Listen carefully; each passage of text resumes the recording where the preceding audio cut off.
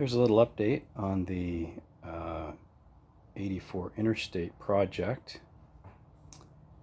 Come a fairly long way since purchasing this in September. I think it was September 29th, 2019. Bike has not been running, or had not, for approximately 20 years. The plate last plated 1998, so it has not been plated since 1998. The bike sat in a carport in a gentleman's house in Burlington, covered for quite some time. After he took it off the road, he said he'd start it and he'd take it around the block every now and then. You can see I'm waiting for a gasket here. I had to take this apart because the old cover houses the water pump, which fits into here. You can see a little bit of rust there. The old water pump kind of gave up the ghost. And also the bike is currently in neutral. The neutral switch comes right in here, and it sits there and electronically tells the bike when the transmission is in neutral, and that allows you to start the bike up without pulling in the clutch. Alternatively, you can pull the clutch and it will also start. It's the dual system where either of those have to be activated before you can start the bike for safety reasons. So, finally, new front Dunlop. Forks have been done. Timing belt has been done. Water pump is going to be replaced. Here's the case here with the new water pump and the new neutral switch right down here. And this one, interestingly enough, has the spin-on oil filter adapter, which is going to be kind of cool. Make it a lot easier to change the oil. Currently the bike has no oil in it because I had to take the oil out in order to take that front cover off.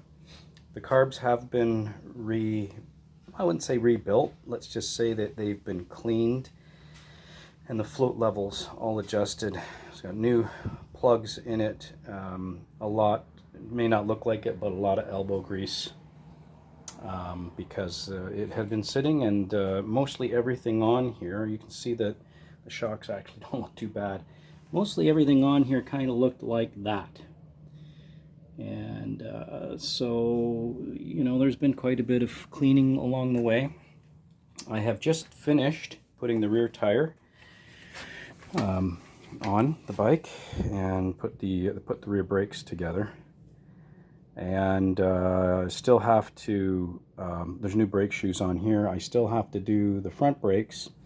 I'm waiting for some boots, rubber boots, to come in, and so that I can rebuild these calipers to some degree. Some of them are okay. This piece here is all right, but on the other caliper, I had a problem with the seal that goes around here, and of course these boots here are swollen and they're almost impossible to get back in, so they're going to be replaced. And so once that's done, I have been painting. I started the paint. So these are the engine guards that I painted the other day, and they didn't turn out too badly.